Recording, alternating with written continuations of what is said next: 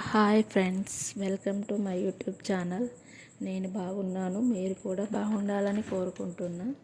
ఈరోజు నేను మా అత్తమ్మ style Telangana special bagara rice ఎలా చేయాలో చూపించబోతున్నా.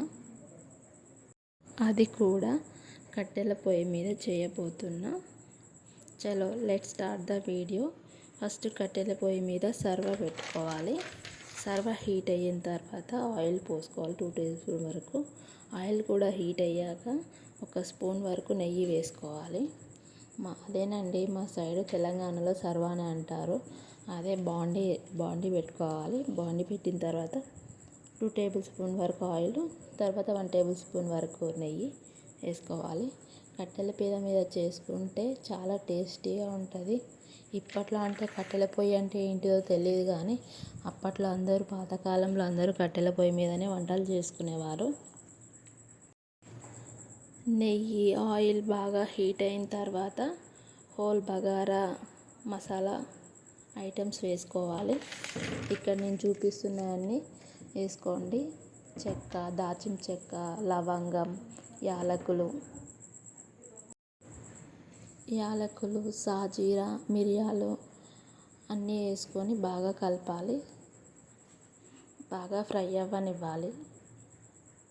అసలు కట్టెల పొయ్యి మీద ఎంత టేస్టీ ఉంటుందో. మా అత్తమ్మ చేసే బగారా అంటే నాకు చాలా ఇష్టం. చాలా టేస్టీగా చేస్తుంది. బగారాకి వేసుకోవాలి. అన్నీ బాగా ఫ్రై అవ్వనివ్వాలి. మనం కట్టెల పొయ్యి మీద వండుతున్నాం కాబట్టి మంటను చూసుకుంటూ చెక్ చేసుకుంటూ కుక్ అవ్వనివ్వాలి. ఆ తర్వాత పచ్చిమిరపకాయలు వేసుకోవాలి. పచ్చిమిరపకాయలు కూడా బాగా ఫ్రై అవ్వనివ్వాలి. గరిటె పెట్టి బాగా కలుపుకోవాలి. బాగా ఫ్రై అవ్వనివ్వాలి. కట్టెల పొయ్యి కాబట్టి కొంచెం కట్టెలని మంటను అడ్జస్ట్ చేసుకుంటూ ఫ్రై అవ్వనివ్వాలి. చాలా బాగుంటుంది బగారా రైస్. ఇవి కూడా బాగా ఫ్రై అయిన తర్వాత కొంచెం కొత్తిమీర, కొంచెం పుదీనా వేసి బాగా ఫ్రై అవ్వనివ్వాలి. కొంచెం పుదీనా, కొత్తిమీర వేసి బాగా ఫ్రై అవ్వనివ్వాలి. అసలు కట్టెల పొయ్యి మీద ఉన్నప్పుడు మీరు ఎప్పుడైనా తిన్నారో లేదో, చాలా టేస్టీగా ఉంటుంది. మా అత్తమ్మ ఇప్పటికీ వంటలు కట్టెల పొయ్యి మీదనే చేసుకుంటుంది. వాళ్ళు అందుకే అంత స్ట్రాంగ్గా ఉన్నారు. ఇవన్నీ ఇలా ఫ్రై చేసి కట్ చేస్తున్నప్పుడే పక్కన రైస్ కడిగి ఒక 1/2 అవర్ వరకు నానబెట్టుకోవాలి. ఫ్రై అయిన తర్వాత అల్లం వెల్లుల్లి పేస్ట్ 2 టేబుల్ స్పూన్ వరకు వేయాలి. వేసి అది కూడా బాగా ఫ్రై అవ్వనివ్వాలి. బాగా ఫ్రై అవ్వనిచ్చిన తర్వాత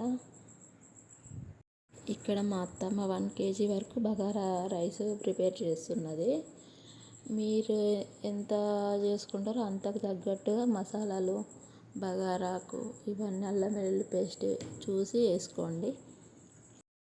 అంతా బాగా కలుపుకొని మిక్స్ చేసుకొని బాగా ఫ్రై అవ్వనివ్వాలి.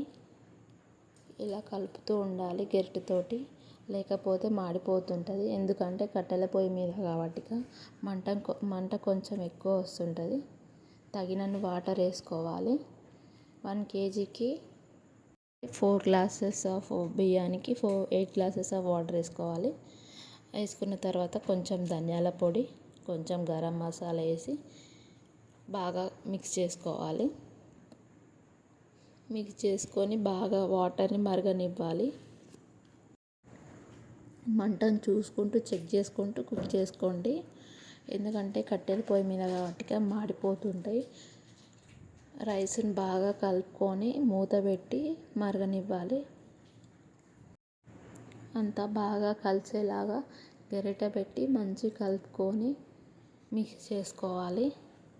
ఇలా తెరలగా ఆగుతున్నప్పుడు వాటర్ మనం ముందుగా నానబెట్టుకున్న 1/2 అవర్ వరకు పక్కా నానబెట్టుకుంటే రైస్ మంచిగా వస్తుంది, మంచిగా ఉడుకుతుంది. ఇలా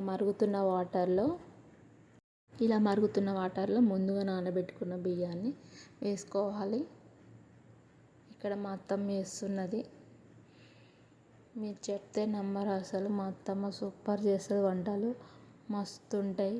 చాలా టేస్టీగా ఉంటాయి, చాలా హెల్తీగా ఉంటాయి, చాలా హెల్తీ అండ్ టేస్టీ వేలో బాగా చేస్తుంది అసలు. బియ్యం అన్నీ వాటర్లో వేసేసుకొని బాగా మిక్స్ చేసుకోవాలి, అంతా కలిసేలాగా మొత్తం బాగా మిక్స్ చేసుకోవాలి. ఇక్కడ మా అత్తమ్మ మంచిగా గరిటెతోటి అంతా కలుపుతుంది. లాస్ట్లో కొంచెం గరం మసాలా వేసుకొని ఉడకనివ్వాలి.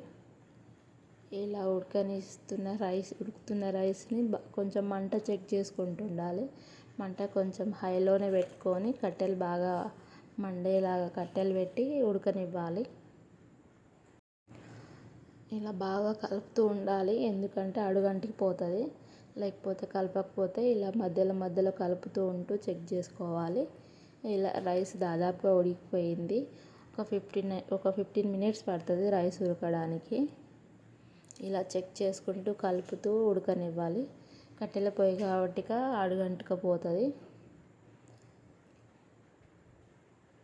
చెక్ చేస్తుంది మా అత్తమ్మ ఇక్కడ.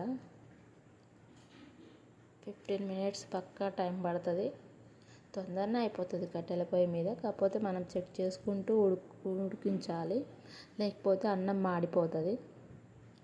ఇట్లా కలుపుకొని మొత్తం మంచిగా మూత పెట్టి ఉడకనివ్వాలి. కొంచెం దమ్ చేయాలి మనం రైస్ని. 15 మినిట్స్లో దమ్ అయిపోతుంది. ఎంతో రుచిగా ఉండే బగారా రైస్ రెడీ. ఇలా చేసుకుంటే చూసారు కదా, ఎంతో టేస్టీ అయిన బగారా రైస్ రెడీ అయిపోయింది. దీనికి కాంబినేషన్గా మటన్, చికెన్, తలకాయ ఏదైనా సూపర్ ఉంటుంది. ఈవెన్ పప్పు చారుతో కూడా సూపర్ ఉంటుంది. మీరు కూడా ట్రై చేసి ఎలా ఉందో కామెంట్ చేసి చెప్పండి. Please like and share and subscribe. మస్తు ఉందని, టేస్ట్ మాత్రం సూపర్ వచ్చింది. మా అత్తమ్మ చేసిన బగారా రైస్ మాత్రం సూపర్ వచ్చింది. మీరు కూడా ట్రై చేయండి. వీడియోలో టిప్ చెప్తా అన్నా కదండి, రైస్ ఉడుకుతున్నప్పుడు లెమన్ పిండుకుంటే చాలా పొడి పొడిలాడుతుంది.